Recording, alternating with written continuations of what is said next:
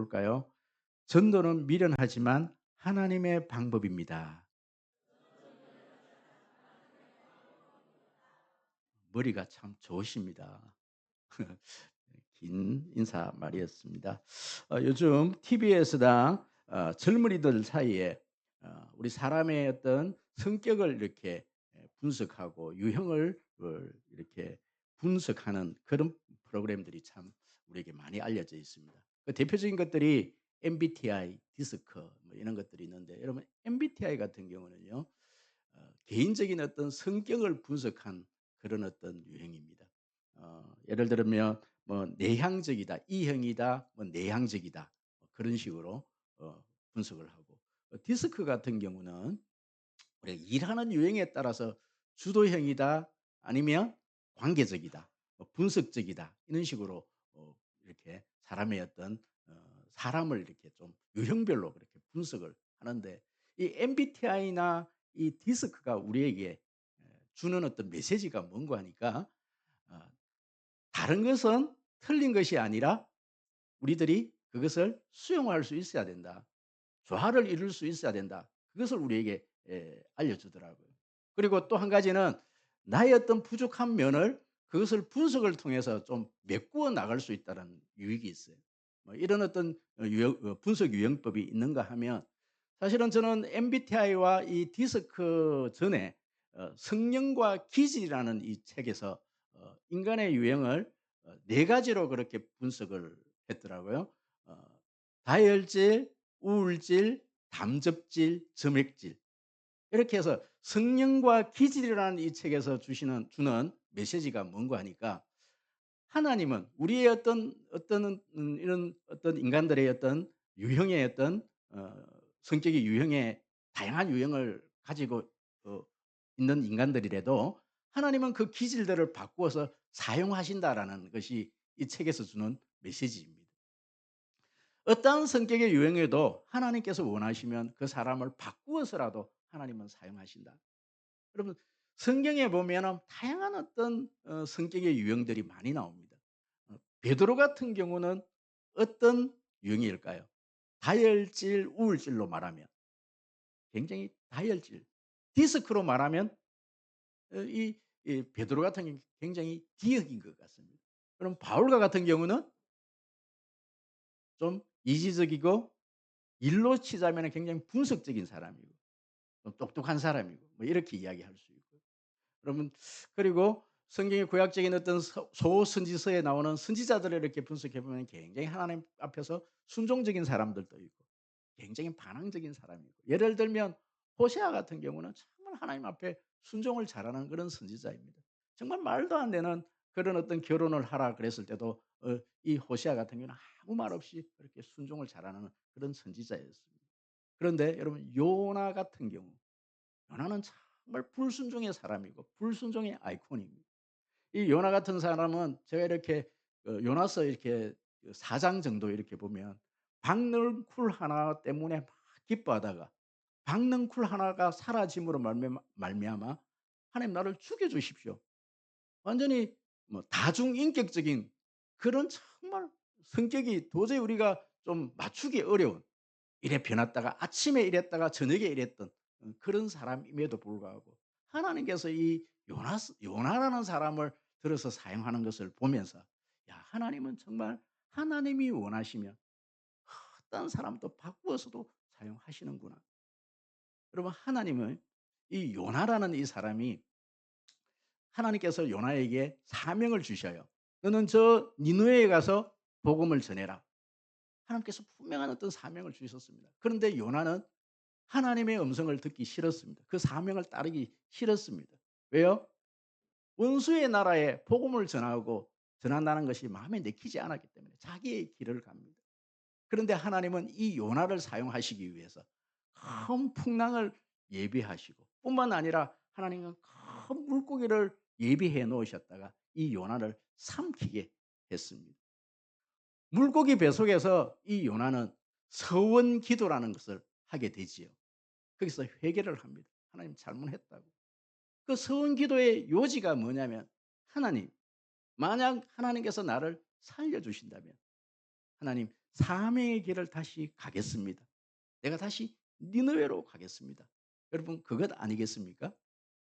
저는 교회든 개인이든 정말 하나님께서 사명 따라 사는 교회, 사명 따라 살아가는 그 사람이 가장 행복한 사람이라고 저는 믿습니다. 저는 우리 송림교회가 정말 본질에 충실하는 정말 사명에 따라가는 그런 우리 송림교회 되어지기를 축복합니다. 저번 주에 우리가 살펴봤던 내용이 뭐냐면 사실 사도행전 1장 8절에 보면 너는 이 성을 떠나지 말고 약속한 것을 기다리라. 그랬을 때 예수님의 제자들은 약속을 기다렸습니다. 그때 사도행전 1장 8절에 오직 성령이 너에게 임하시면 너희가 권능을 받고 예루살렘과 온 유대와 사마리아와 땅 끝까지 이르러 내 증인이 되리라. 예외 없이 예수님의 제자들뿐만 아니라 오늘날 저와 여러분들은 증인된 삶이 하나님께서 우리에게 주신 사명입니다. 여러분 그런데 이 우리가 그 사명을 감당하기 위해서 하나님께서 주시는 그 전도의 사명을 감당하기 위해서 우리는 어떠해야 되는가? 우리가 저번 주에 살펴봤던 내용이 뭔가 하니까 전도는 미련한 방법입니다. 그렇지만 하나님은 이 미련한 것들을 통해서 하나님은 일하십니다. 하나님은 세상의 모든 미련한 것들, 천한 것들, 정말 버림받은 사람들을 통해서 하나님은 그들을 제자로 삼으시고 하나님 일하십니다. 그렇기 때문에 이들은 하나님의 능력을 받아서 하나님의 능력을 붙들고 하나님의 일을 감당해야 합니다. 어제 이제 저번 주까지의 내용이 이 내용이었죠. 그럼 하나님께서 왜 미련한 것, 정말 천한 것, 정말 아무것도 아닌 그 사람을 들어서 하나님의 일을 시작하신다고요? 그래야만이 하나님의 능력이 나타나기 때문에 그렇습니다. 하나님의 영광이 드러나기 때문에 그러하다라고 말씀을 드렸습니다. 그런데요. 오늘 본문의 내용은 이런 내용입니다. 예수님께서 12명의 제자 이외에도 70명의 제자들이 있었습니다. 그래서 우리는 70문두라 그렇게 얘기를 하죠. 이 70명의 이 제자들을 예수님께서 이렇게 전도로 내보내시면서 이 3절에 보면은 어 양을 이리대 가운데로 보내는 것 같다라고 말씀하실 정도로 정말 걱정이 되시는 거예요. 이 세상이 만만치가 않습니다. 이 전도라는 것이 만만치가 않는 겁니다. 그래서 예수님께서는 그냥 내보낼 수가 없는 거예요. 그러면 그래서 예수님은 이 제자들에게 전도는 좀 이렇게 좀 했으면 좋겠다. 구체적인 방법을 하나하나 가르쳐 주는 내용이 오늘 본문의 내용입니다. 그런데 저는 오늘 이 본문의 내용을 보면서 그렇다. 참 분명히 예수님은 전략적인 얘기도 하시고 어떤 방법적인 얘기도 하신데 예수님 당시에는 이 방법이 참 맞았겠다. 여러분 오늘 이 본문에서 이야기하는 것은 축호 전도를 얘기하는 거거든요.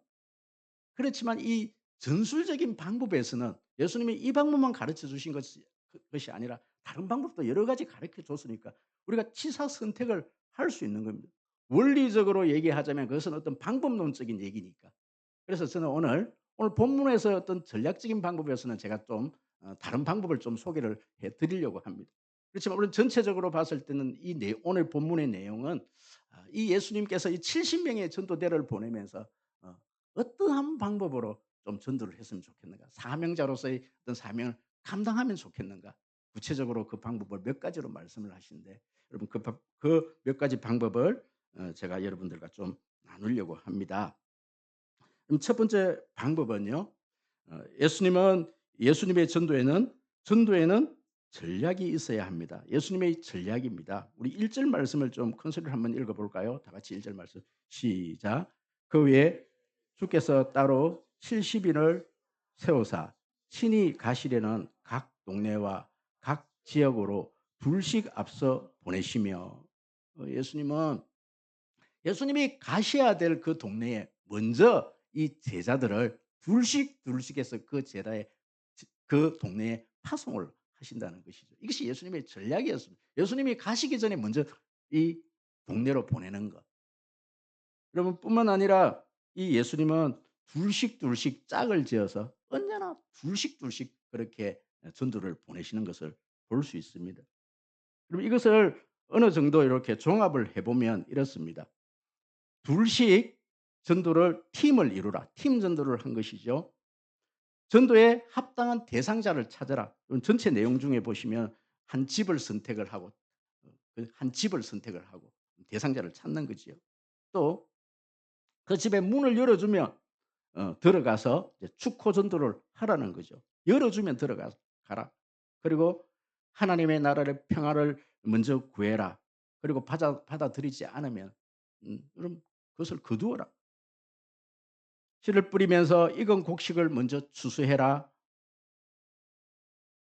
또 전도는 복음의 내용으로 영적인 권세를 주시면서 그 권세로 그렇게 복음을 전해라. 이런 어떤 전략적인 방법을 말씀을 하십니다. 그래서요. 사도 바울의 이 전도를 보시면 1 차, 2 차, 3차 이 전도 전략을 보면 이 바울도 그냥 전도를 한 게 아니더라고요. 이 바울의 전도의 전략은 항상 시골이나 그런 곳에서 전도를 하는 것이 아니라 항상 도심에 가서 복음을 전한다라는 어떤 전략을 가지고 있더라고요.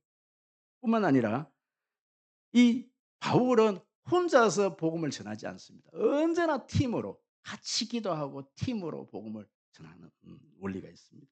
그리고 바울의 전도 전략을 보면 항상 양육이라는 것을 같이 합니다. 두란노 서원에서 보시면 늘 가르치는 사역과 더불어서 그렇게 하고요. 바울은 언제나 교회를 세우는 데 목적이 있습니다. 바울이 지나갔던 그 자리에는요. 교회가 세워지는 역사가 일어나는 거예요. 이것이 바울의 전도의 전략이었습니다.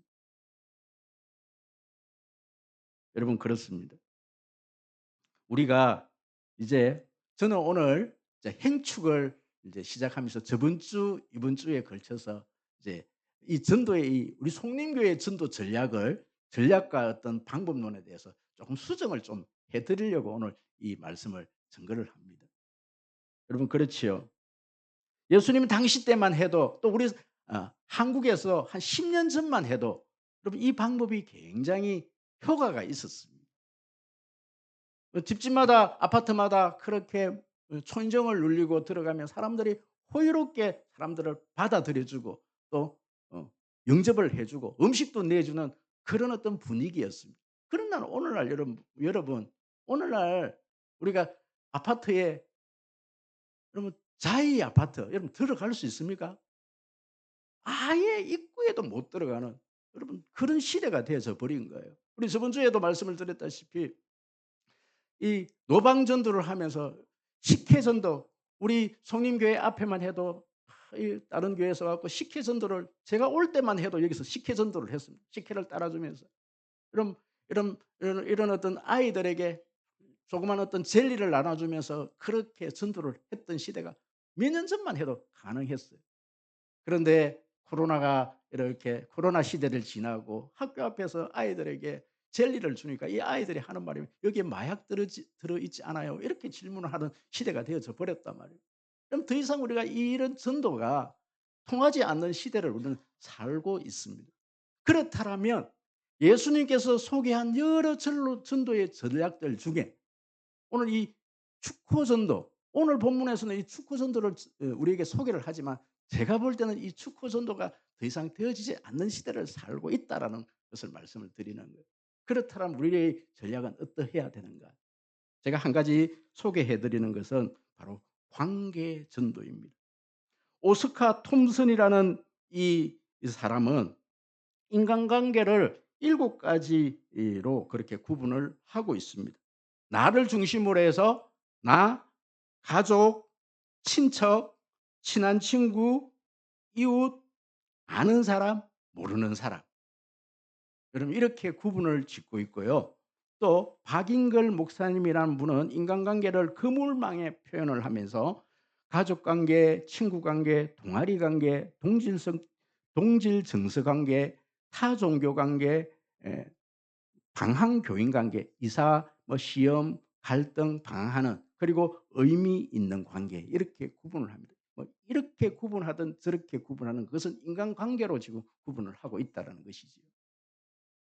여러분 지금은 사람이 낯선 사람의 말을 듣지도 않을 뿐만 아니라 낯선 사람의 대화를 하지 않는 그런 시대를 우리는 살고 있습니다. 그렇다라면 우리는 우리의 복음을 전함에 있어서 누구가 제일 먼저 이어야 하느냐는 것입니다. 바로 가족입니다.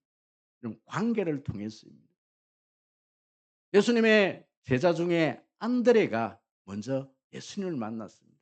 그리고 난 다음에 이 안드레는 형제인 베드로에게 가서 "우리 한번 가보자. 한번 가보자. 우리 예수님 한번 만나보자." 그래서 베드로가 예수님의 제자가 된 경우입니다. 그럼 빌립 같은 경우 바로 나다나엘 친구 관계이죠. 같은 동네 친구에게 가서 "우리 예수님한테 한번 가보자." 이런 관계 전도입니다. 관계를 통해서 이루어지는 것이죠. 여러분 그렇습니다. 우리는 정말 우리의 주위를 한번 살펴볼 필요가 있습니다. 근데 오늘 인제 여러분 주보 안에 보시면 이렇게 태신자 작전 카드가 들어 있을 텐데요. 우리가 해마다 이렇게 해 보지만 많은 분들이 어 집안에 뭐 형제들 가운데 또 남편 뭐 아내가 예수를 믿지 않음에도 불구하고 이 태신자 카드에 가족 이름을 적기를 힘들어하시는 분이 있어요. 여러분 이걸 적는다 그래서 그분이 우리 행복 나눔 축제에 올 수 있는 게 뭐 못 올 수도 있어요.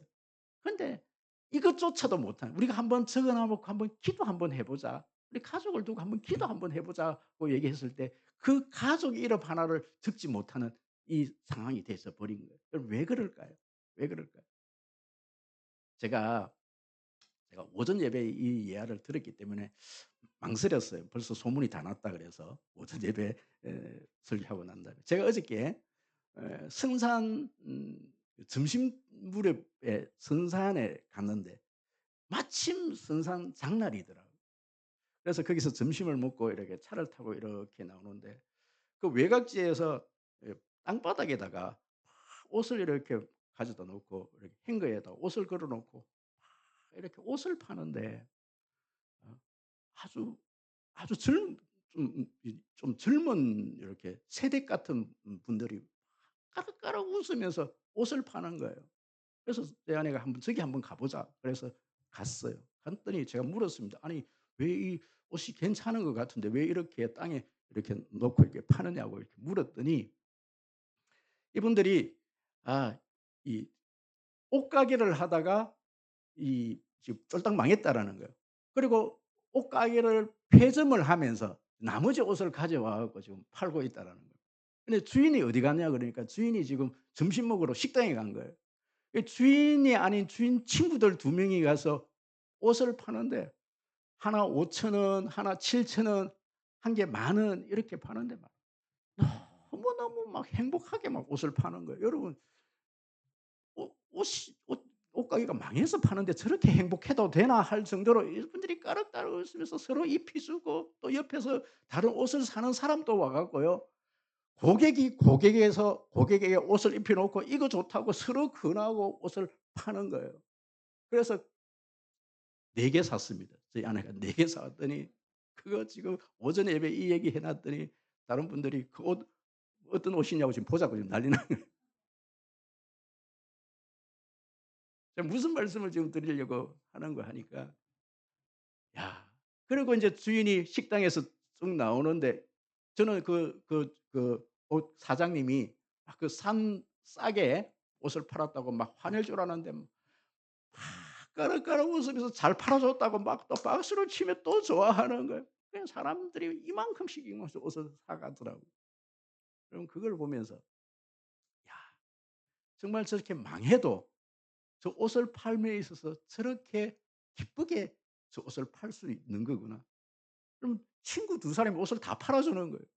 그리고 고객이 그 옷을 소개해 가면서 그 옷을 다 팔아 주는 거예요. 그럼 신학교 다닐 때 어떤 전도사님이 시장을 갔는데 제가 오늘도 계속 시장 이야기를 하게 되네요. 시장에 갔더니 어떤 어 약장수가 그 약을 파는데 정말 저 약을 먹으면 온 병이 낫겠다 할 정도로 확신이 차서 그 약을 안 사면 안 될 정도로 그 약을 팔더래요. 저는 참 이 목사님들이 참 어리숙합니다. 참 잘 속아요. 제가 그래 갖고 여러 개를 샀습니다. 목사님들이 참 순진합니다. 음 민들레 즙. 이게 뭐 강의 들으러 가는데 강의 사이에 이 민들레 즙을 이렇게 소개를 하는데 야 저거 먹으면 뭐 온 병이 다 나을 것 같은 거예요. 몇십만 원이 되는데도 카드 끌고 갖고 덜컥 사가 오니까 교육전사 때 얼마나 힘들었는지 모릅니다. 몇 년 동안. 야 제가 그때도 느낀 게 뭐냐면은 민들레 그 즙 하나 파는데도 저렇게 확신이 있구나. 야 이거 안 사 먹으면 안 될 정도로 저렇게 확신이 있는 여러분 왜 우리가 이 회신단 안에 내 가족 이름 하나, 내 친구 이름 하나 못 적을까요? 확신이 없는 내가 이 예수를 소개해 줄 옷 하나, 민들레 즙 하나만큼의 그 확신이 없는 겁니다. 그러니까 내 속에 그 확신이 없으니까 이것을 내 가족에게 내 친한 사람에게 내가 나에게 가장 친한 그 이웃에게 이것을 소개해 줄 수가 없는 거예요. 지금 우리가 확신반을 하고 성장반을 하지만요. 확신반, 성장반을 해 보면 알지 않습니까? 아직까지도 거기에 대한 내가 구원받았다는 확신, 내가 예수 때문에 내가 새 생명을 얻었다는 이 확신이 없는 복음에 대한 확신이 없다는 거예요. 여러분 이런 전략을 다 떠나서 정말 여러분 예수가 전부이십니까? 내 모든 삶이 예수 때문에 모든 문제가 해결됐습니까? 여러분 내가 예수 때문에 병 고침 받고 내 인생의 모든 것이 달라졌습니까? 여러분 이런 확신이 없으면요. 그냥 복음 전하는데 더 우리는요 소극적일 수밖에 없는 거예요. 누구 앞에 당당히 누군가 뭔가를 말을 할 수가 없는 거예요. 그럼 복음에 확신을 가지셔야 합니다. 복음 앞에서 당당하셔야 합니다. 두 번째 바로 전도는 기술과 방법이 있어야 합니다.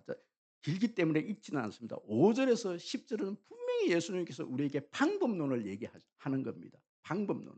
축호 전도의 방법론을 얘기합니다. 조목조목 우리에게 요렇게 해라라는 방법을 가르쳐 주고 있습니다. 그래서 제가 오늘 이 방법을 제가 소개해 드리려고 하는 게 아니에요. 이 방법은 오늘날 이 방법으로 사실 여러분 아파트에 들어갈 수 있을까요? 못 들어간다는 거예요. 이 축구 방법이 아니 저는 관계적인 방법을 얘기하려고 합니다. 여러분 전도에는 여러 가지 방법들이 있습니다. 개인 전도, 관계 전도, 팀 전도, 이미지 전도. 오늘 제가 소개해 드리려고 하는 셀 파티 전도에 대한 이야기를 좀 하려고 하는 거예요. 여러분 개인 전도는 반드시 우리가 사행리를 통해서 걸음는 책을 통해서 나의 구원을 다른 사람에게 정확하게 복음을 제시할 수 있는 그 능력을 갖추셔야 됩니다. 여러분 우리가 저와 여러분들이 내 구원은 이루어지는데 그것을 다른 사람에게 전달하지 못하는 것은 그것을 내 속에서 말로 정리되어지지 않았기 때문에 그렇습니다. 사형리나 그런 책을 통해서 다른 사람에게 복음을 한번 전해 보면요. 내 구원이 체계화되어지고 확실시 되어집니다. 그래서 여러분 한 번쯤은 사행리를 통해든 그런 책을 통해서 다른 사람에게 복음을 한번 증거해 보십시오. 그러면 내 구원이 확실해집니다. 그리고 이것은 개인 전도이지요. 여러분 그래서 우리는 지금 뭐 축구 전도나 길거리 전도에 대해서는 사실은 지금 우리 이 한국적인 그 실제에서 이것이 참 좀 어렵다라는 것이 사실이죠. 그래서 우리가 하려고 하는 것은 바로 이미지 전도입니다. 우리 성림교회가 지금 사랑의 냉장고 또 전도회에서 노란 조끼를 입고 바깥에 나가서 이렇게 휴지를 짚고 이런 것 때문에 지금 이 문성 지역에서 '야 참 성림교회가 좋은 일을 하네요.' 정말 교회는 그러해야 되지요. 세상 사람들이 봤을 때 '아 교회는 이러해야 되지요.' 이 정도는요. 이 정도만 가지도 그것은 상당히 정도 효과가 있습니다. 택시를 타고 교회 앞에 내려서 택시 요금 나머지 팁으로 줄 수 있는 성림 교인이라면은 그 정도는 팁으로 줄 수 있는 여유가 있어야 되는 아 콩나물값 가지고 막 시장에서 그것 때문에 싸우고 이것은 전도 문제를 다 막는 거예요. 그건 이미지. 우리 성도들로서의 어떤 이미지 전도는 중요합니다. 여러분 그렇기 때문에 여러분은 좀 젠틀하셔야 합니다. 좀 신사적이어야 합니다. 예수 믿는 사람들은 뭔가 달라도 다르다는 소리를 들을 수 있는 그것이 바로 이미지 전도인 것이죠. 그런데요. 저는 오늘 바로 셀 파티 전도에 대해서 말씀을 좀 드리려고 합니다. 우리 송림교회가 행축을 하면서 이번 가을 행축은 셀 파티 예배 예 예배 전도입니다. 저는 어 밀양이라는 곳에서 초등학교 6 년 중학교 3 년, 초등학교 12번 소풍, 중학교 6번 소풍을 밀양 표충사라는 곳에 소풍을 갔어요. 소풍을 갈 때마다 참 마음이 힘든 게 뭐냐면 사천왕들이 그려져 있는 그 정문을 통과해서 항상 그 안에 가 갖고 이렇게 대웅전에 가 갖고 아이들은 다 두 손을 모으고 절을 하고 거기에서 비빔밥 밥을 주는데 뭐 행사들을 하고 나면 밥을 주는데 그럼 저는 지금까지도 거기 가서 밥을 못 먹습니다. 그런데 아이들은 참 그 밥을 잘 먹더라고요. 절밥이 맛있다 그러면서. 여러분 우리가 행복 나눔 축제를 하고 또 총동 전도를 주의를 하면서 이웃들을 초청을 해요. 초청을 하는데 그분들이 우리 송림교회에 와 갖고 송림교회가 뷔페를 준비하고 음식을 장만했다고 해서 그분들이 와 갖고 식사를 한단 말이에요. 저는 이분들은 대단하신 분이라고 생각합니다. 가족들 중에 "한번 우리 교회에 와 봐라." 그래서 맛있는 식사를 대접을 했을 때 그분들이 교회에 와서 식사를 하는 것은 이거는 상당히 충격적인 일입니다. 그러면 입장을 바꿔 놓고 한번 생각을 한번 해 보십시오. 여러분들은 절에 가서 절에서 행사를 한다 그래서 초대를 받아 가는데 그곳에서 그럼 쉽게 절밥이 넘어가던가요? 저는 아직까지도 절밥은 못 먹어요. 안 먹히더라고요. 그런데 믿지 않는 분들이 교회에 들어와 갖고 밥을 드신다는 거. 이거는 상당히 이것은 큰 사건 중의 사건입니다. 이게 쉽게 이루어지지 않는 거예요. 그래서 우리가 그런 큰 행사를 통해서 많은 분들을 초대해서 교회에 한번 와서 식사 한번 하게 하는 것은요. 많은 어떤 그런 어떤 기독교의 어떤 문화를 문턱을 낮추는 겁니다. 그래서 우리의 이웃이나 관계들이 교회에 쉽게 그렇게 들어올 수 없으니까 소그룹인 그 교회에 그분들을 초대하는 거예요. 이것이 바로 셀 파티 전도입니다. 그곳에서 뭐 식초를 만든다. 뜨개질을 한다.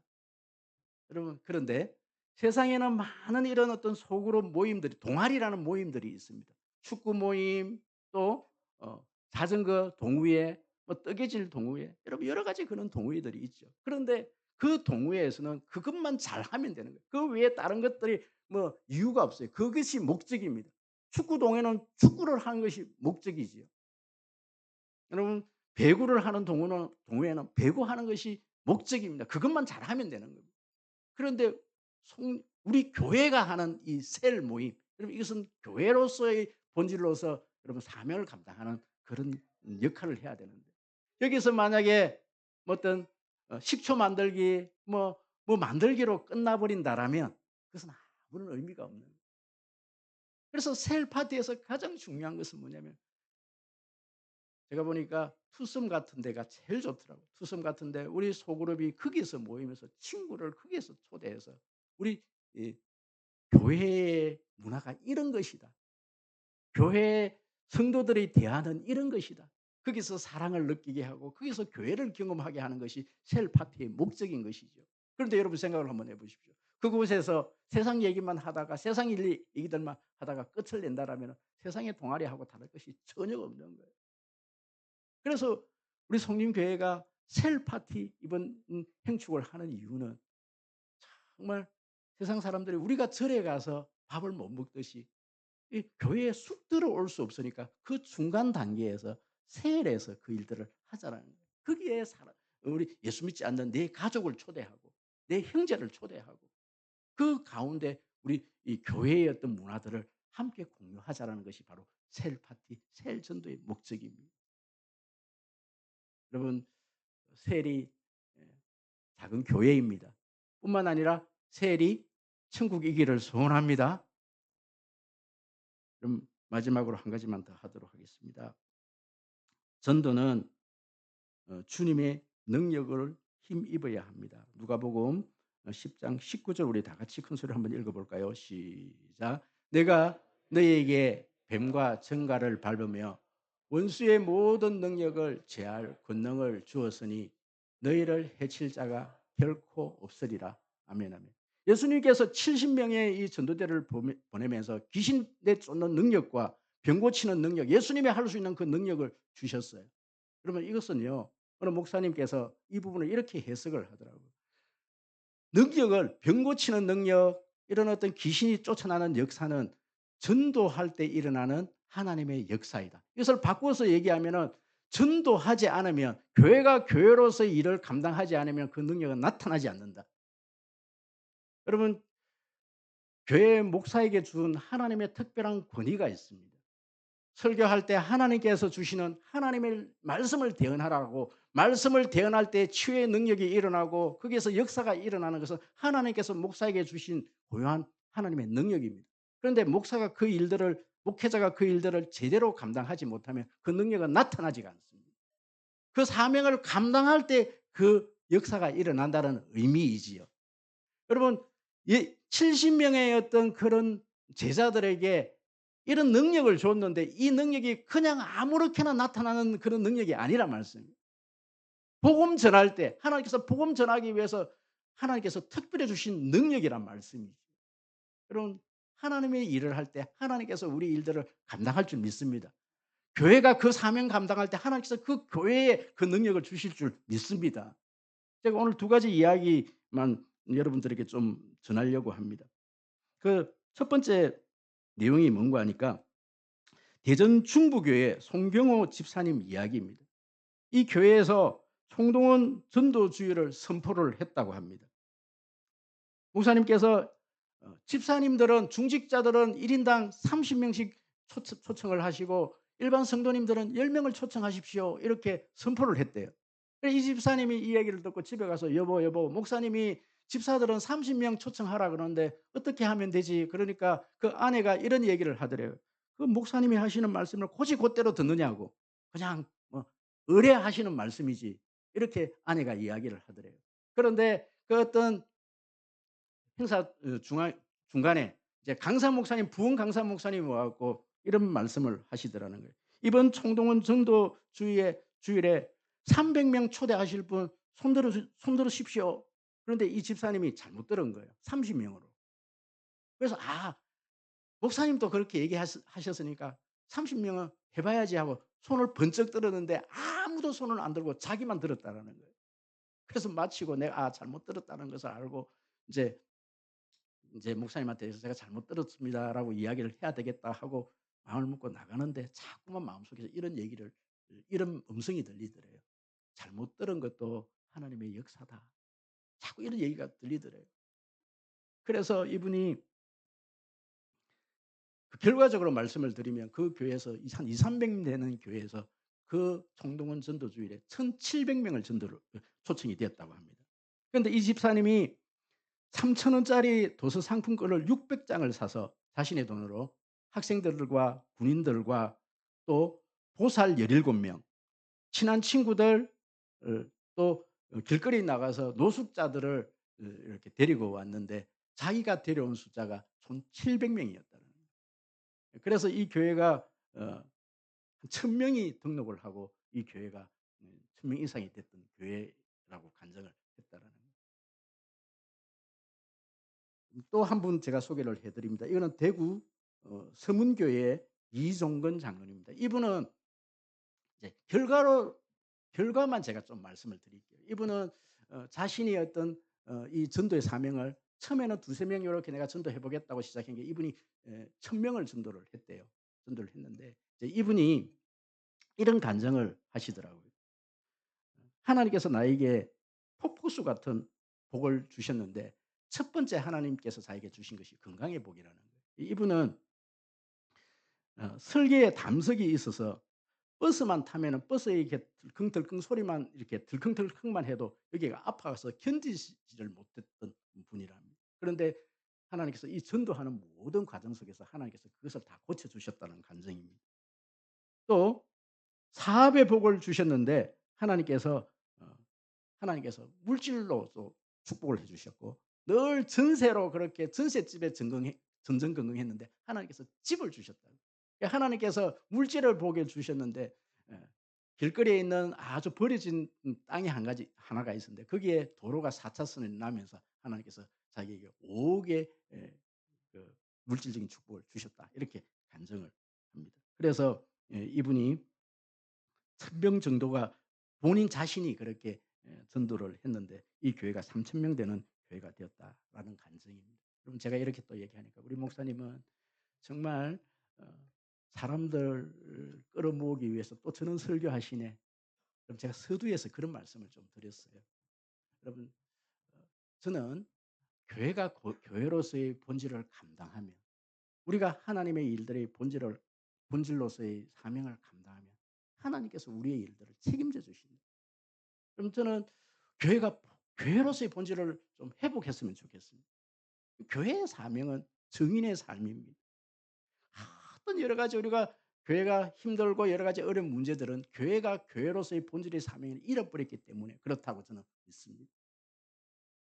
우리가 사명 따라 살아가면 하나님께서 나에게 주신 사명이 무엇인지 그러면 그 사명 따라가는 삶은 하나님께서 그 인생을 책임져 주십니다. 그 교회를 하나님께서 붙들어 주십니다. 저는 우리 성림교회가 그런 교회 되어지기를 소원합니다. 저는 우리 성림교회가 이 문성 땅에 있어야 될 이유에 대해서 기도하고 또 우리 교회가 여기에 이전할 때 했던 그 기도가 우리 성림교회는 이 지역에 정말 등불로서 영혼 살리는 교회 되게 하여 주시옵소서. 가장 건강한 교회 되게 해달라는 기도였습니다. 저는 우리 성림교회가 그런 교회 되어지기를 축복합니다. 기도드리겠습니다.